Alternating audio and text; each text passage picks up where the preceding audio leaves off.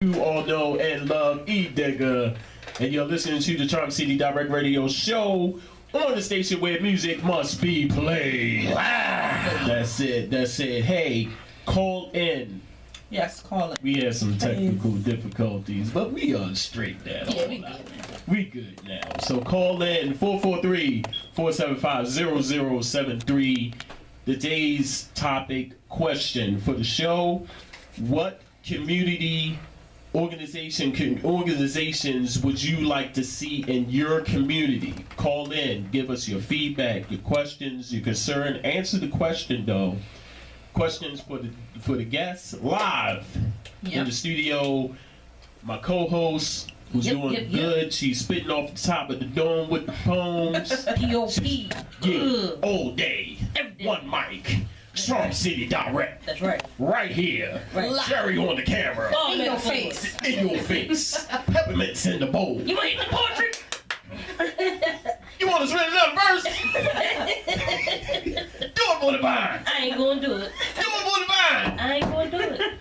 No, don't do it. What I'm you not. need to do. It's doing for Charm City. Direct. Yes. I'm gonna make a video. Also joining me in the studio is Miss T from P Modesty. Hey. And my girl Pam. I'm gonna just say Pam. I've been messing up people's names. One dude that was in here, I messed up his name. He gave me the straight. He was smiling at first, and it went from here to. my name is. I was like, I'm sorry. This is your name. My girl Pam right here with the Pushing the Vision outreach. We getting it in. Poetless. Yep. You do poetry. Yep. And you are very, very good at it. Thank you. I love it. When did you start doing poetry? About 5 years ago. Okay. Wow. And now, are all your poems written, or do you do freestyle as well? Yeah, like I just did. Yeah, when I gotta put my skills out there. From the dome. That's From right. the dome. Straight from the You dome. that right, but sometimes I have to feel the crowd. Girl, good. No, sometimes I have stuff written and I go into an organization, they be looking at me, I look at them like, I can't do that. Because they gonna be like, if you don't get out of here, then I have to go up top of the heat. Without Okay. So, you know. Okay. And your poetry is basically about Life, me, everything that's real. And we had the pleasure of meeting each other, of course, Yep. at WFBR. My Shout out first to radio Dome.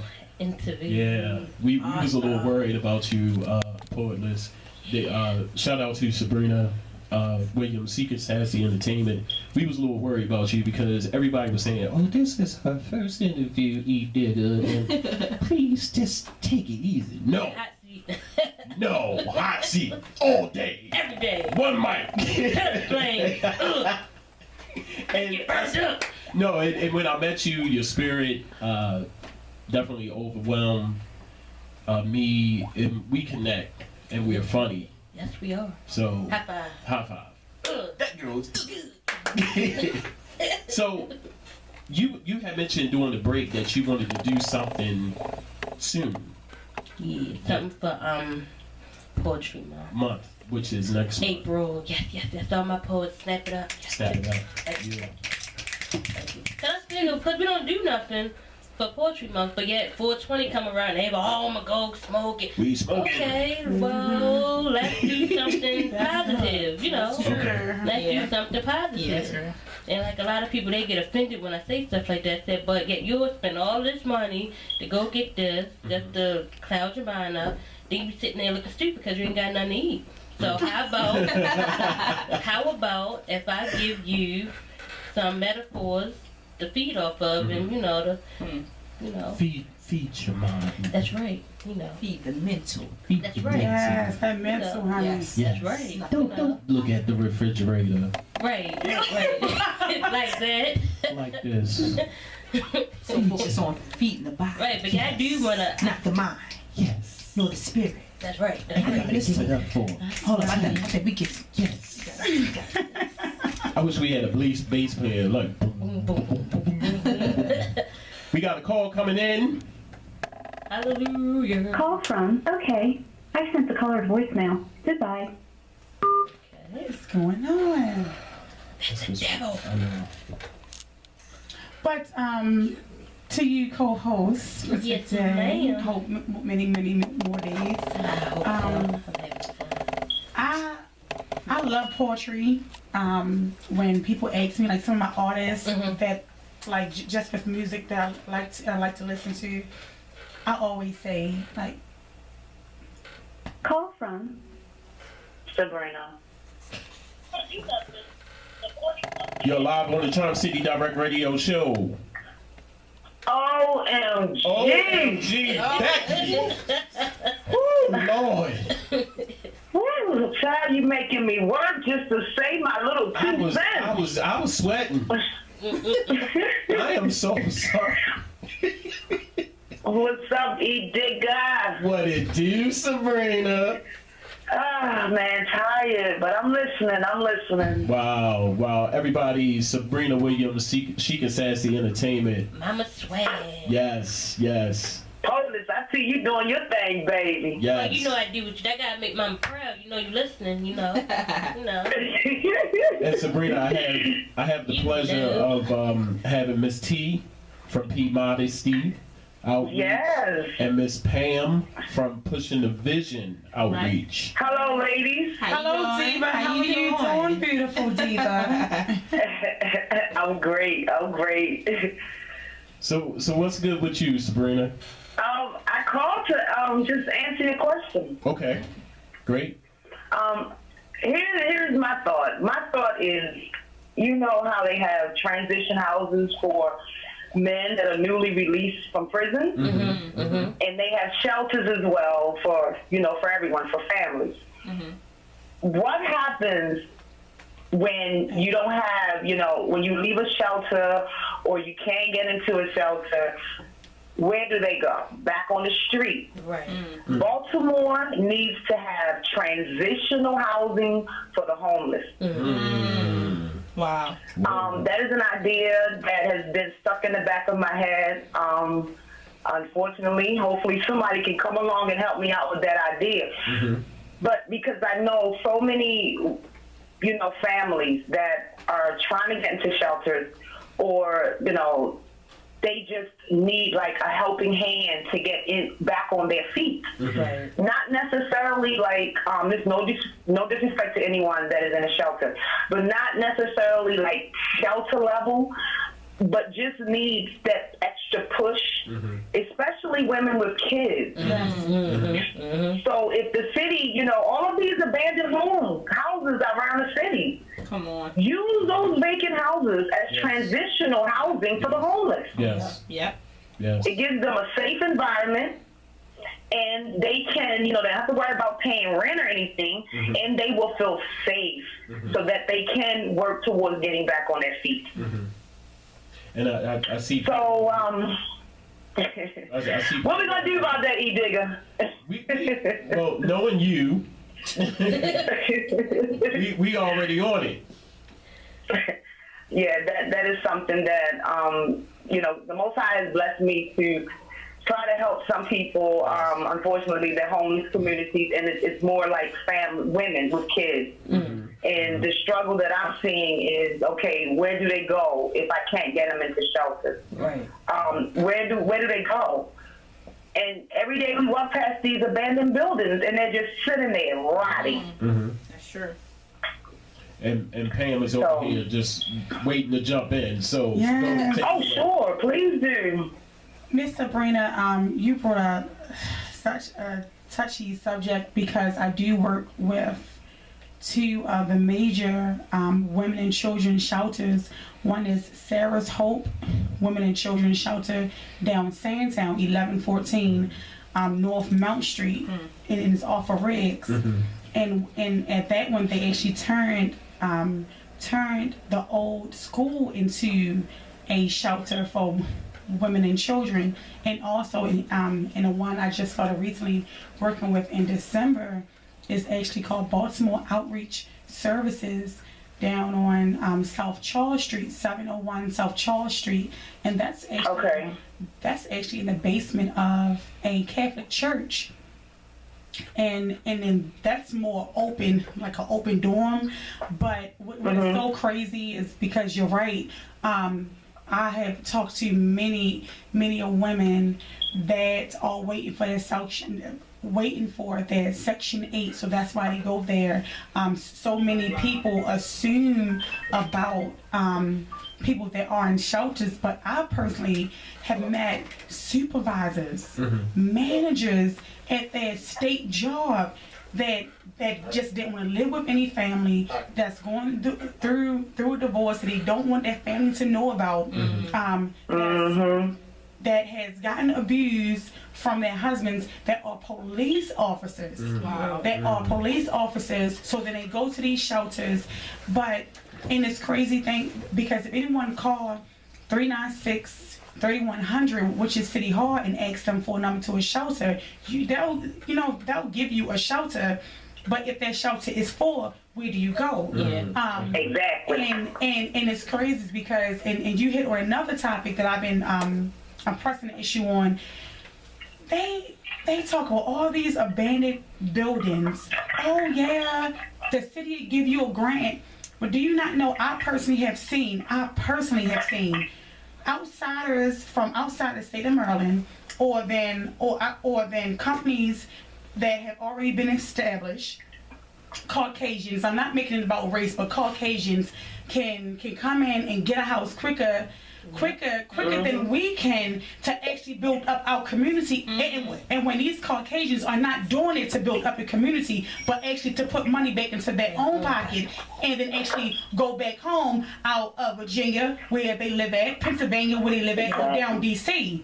So then I definitely understand that, because they try, oh yeah, you just put in a grant, but they act like it's so easy. But then when housing get involved, and housing, you wait and wait and wait. Because for example, like now, I put in for these two or three properties on Park Heights in October. They say that it only take about 30 days.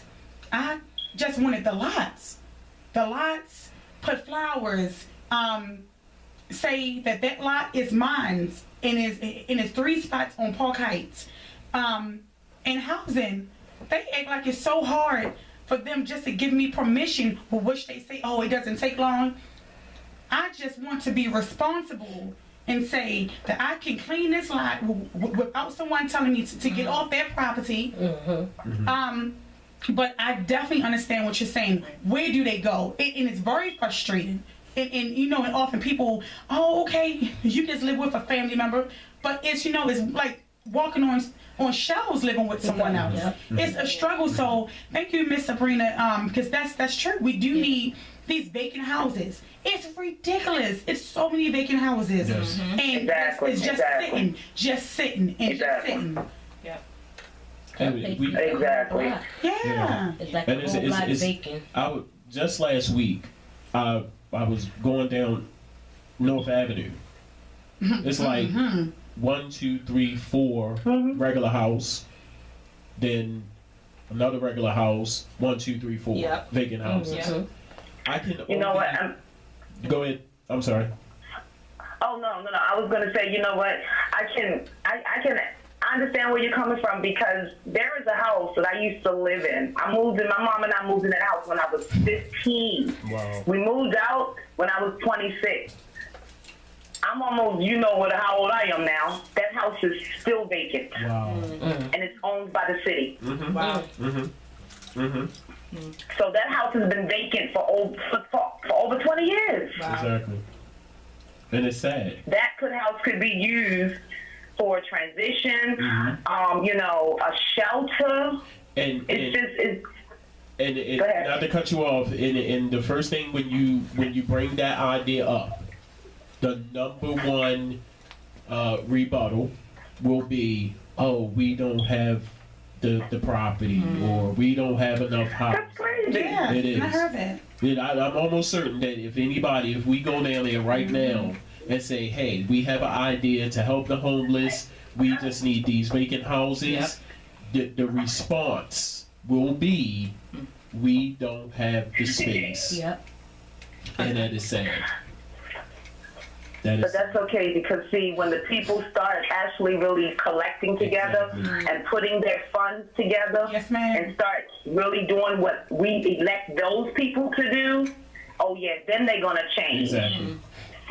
Then they're going to want to do something. Yeah. And But it's coming because people are tired. oh yeah, They fed up. yeah. Miss Sabrina, they are fed up, and what I personally have found out, even by checking on those properties, even if it's a lot, even if it's a vacant playground, there used to be a playground, but the property is still there. Do you not know what I personally have learned, and it was kind of disgusting to even find out. They will try to charge you to take on a property off their hands. They will try to charge you Wow. to take a property off their hand, and they will actually tax you. Wow. They will actually tax you, but then at the same time, because they try and keep their money in their own pocket. I'm telling you, it's so much. It's so much underground, underhanded, under the table things that the city has done, and they will try to say, okay, thank you, but let me tax you. But it's just sitting here. Yep. It's sitting here, and then y'all getting fined. But then at the same time, the city have grants to cover themselves, and that's why they don't care. Like, oh no, I don't care. We can fine for the rats, for the prostitution, in the vacant houses. Yeah. For the animals that's getting found, getting called on, and when they come out and there's an animal found in a vacant house that the city owns, the city has to pay that. But since they have grants that covers fees like that, but when they get to you, they tax you. Wow. That's crazy. That was awesome.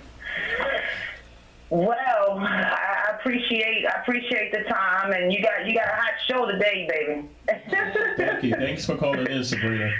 Yeah, thank you. All right. All right, Miss You guys have a good one. You too. You too. Thank Take you. care. All right. Hey, Sabrina Williams, Seeking Sassy Entertainment, good friend of mine. She is right, you know.